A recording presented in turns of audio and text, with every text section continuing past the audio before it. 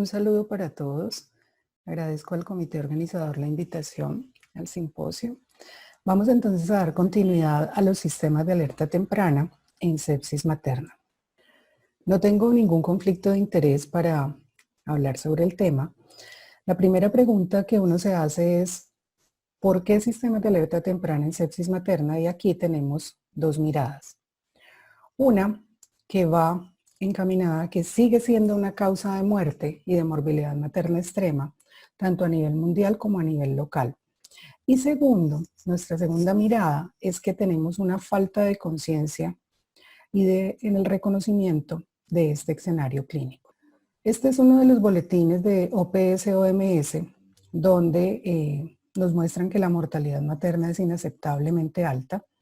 Describen a nivel mundial y como causas prevenibles relacionadas con el embarazo y el parto en todo el mundo. 830 mujeres día, lo cual es una cifra absurda. El 99% ocurren en países en desarrollo, en zonas rurales, en comunidades más pobres, siendo uno de los grupos más vulnerables las adolescentes. Este es el mapa de la Organización Mundial de la Salud con respecto a la razón de mortalidad materna a 2017. Miren cómo Colombia tenía 83 muertes por 100.000 nacidos vivos. Cuando vamos a la actualidad, el boletín epidemiológico semanal nos muestra en la semana 27, es decir, de julio 4 a julio 10, que la mortalidad temprana de los últimos 3 años, hacen una tabla donde comparan la mortalidad de 2019, 2020 y 2021, es la mortalidad temprana la que explica la mayor cantidad de muertes, pero miren que en lo que llevamos corrido de 2021 ya sobrepasamos en gran manera los valores que ya eran críticos en los años anteriores. La razón de mortalidad materna nacional a esta semana 27 está en 82 por 100.000 nacidos vivos. Es decir, hicimos un viaje en el tiempo, pero regresamos a las cifras que teníamos en 2017. Y tenemos áreas críticas a nivel país con razones de mortalidad materna de más de 100 muertes por 100.000 nacidos vivos, donde están Guajira, Magdalena, Córdoba, Chocó, Buenaventura, Putumayo, Casanare, Bichada, Meta y Guaviare, que reflejan exactamente lo que el boletín de OPS-OMS nos muestra. Cuando vamos a la causalidad, siguen siendo las causas directas las mismas de siempre. Trastorno hipertensivo, hemorragia obstétrica y sepsis relacionada con el embarazo, con un gran incremento de las causas indirectas, casi en un 40%.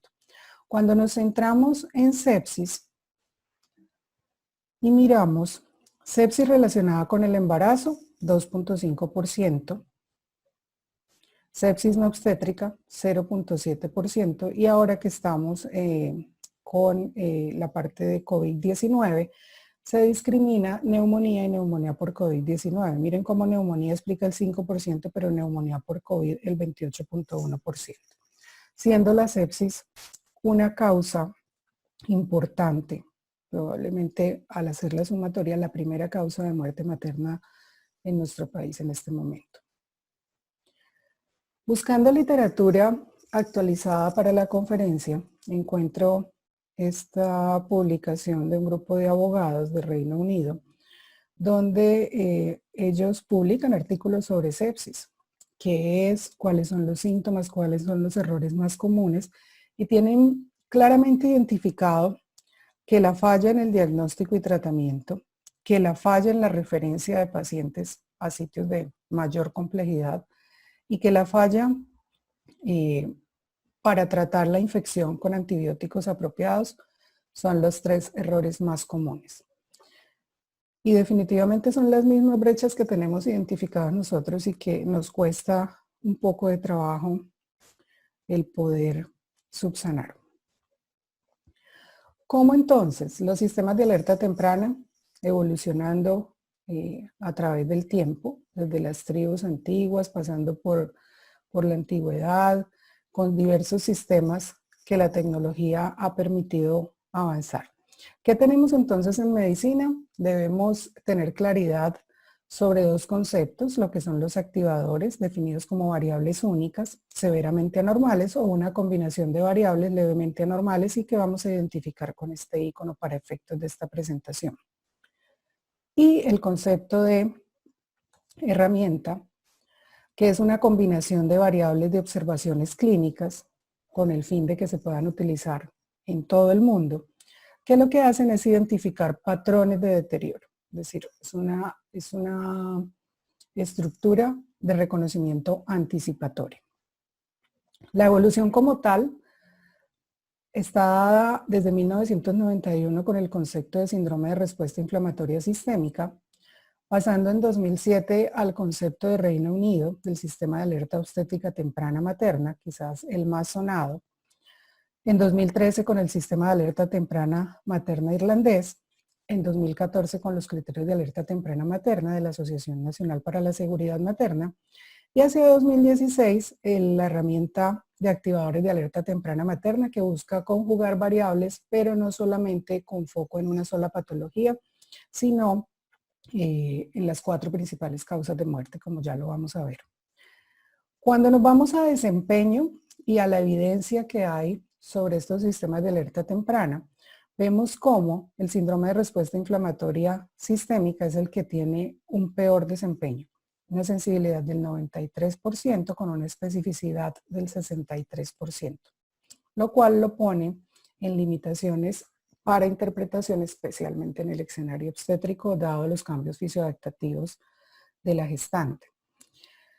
El sistema de Reino Unido se apoya en dos muestras prospectivas, una de 600 y otra de 1000 pacientes, donde ellos demuestran que la especificidad se incrementa hasta en un 85% y los valores predictivos negativos son cercanos al 100%. Estas dos herramientas sin evidencia disponible y la última evidencia, que es una herramienta que conjuga criterios clínicos buscando identificar tanto hemorragias, sepsis, trastornos hipertensivos y compromiso cardiovascular, tiene su base sobre una cohorte de 11,000 pacientes, donde ellos muestran una gran sensibilidad, especificidad y un valor predictivo negativo cercano al 100%.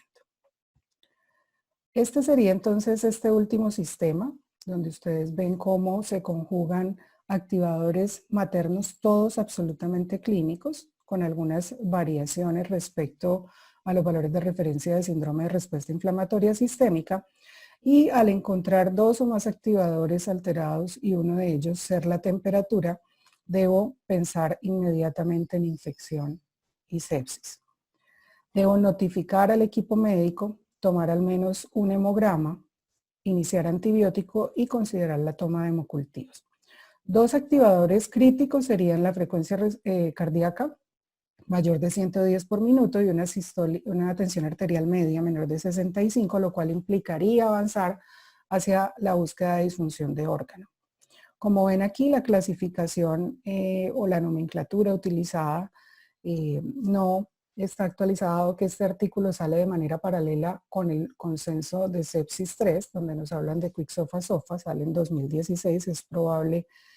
Por eso ven aquí que habla todavía de sepsis severa, un término que ya no se utiliza. ¿Qué lograron demostrar? Una disminución de 18.4% en la morbilidad materna grave, una disminución del 13.6% en la morbilidad materna compuesta, y la morbilidad materna compuesta se refiere desde el punto de vista materno a encontrar números sobre distocia de hombro, desgarros perineales de tercer y cuarto grado, hemorragia posparto y prolongación de estancia. Asimismo, a nivel neonatal, trauma del nacimiento neonatal, síndrome de aspiración de Meconi, infección perinatal y estancias neonatales mayores o iguales a 5 días. Los sistemas de alerta temprana específicos para sepsis, tenemos en 2014 el score de sepsis en obstetricia y en 2019-2020 el grupo de California nos propone un tamizaje de 2 pasos para ese reconocimiento. Datos concretos del primer score, del score SOS, es que si tengo un score mayor o igual a 6, tengo un riesgo aumentado de que mi paciente requiera una monitorización y un cuidado en la unidad de cuidado intensivo. Y con respecto al tamizaje de 2 pasos del grupo de California, ellos encuentran una sensibilidad del 97%, una especificidad del 99% con base en la práctica clínica de una muestra de 14,000 pacientes. Vamos entonces a hablar un poquito de este tamizaje de 2 pasos. En mi tamizaje inicial debo tener signos vitales y al menos un hemograma, buscando temperatura menor de 36 o mayor de 38, una frecuencia cardíaca mayor o igual, mayor de 110 por minuto, pero que se sostenga en el tiempo por 15 minutos, y una respiratoria mayor de 24 por minuto sostenida por 15 minutos.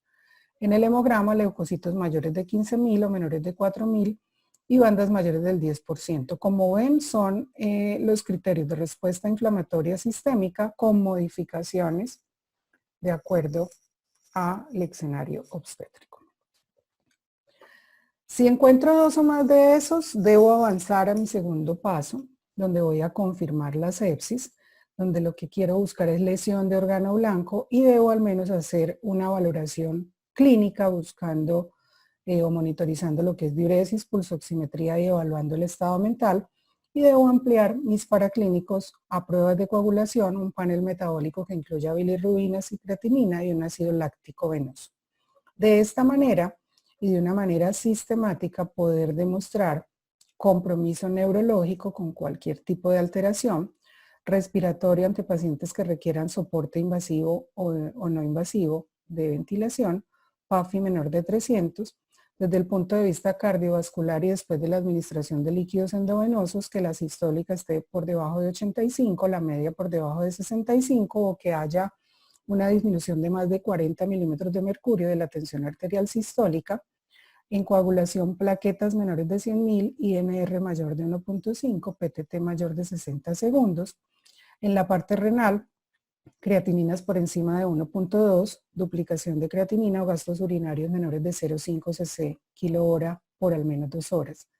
En la parte hepática, bilirrubinas por encima de 2 y ácido láctico por encima de 2 milimoles por litro en ausencia de trabajo de parto.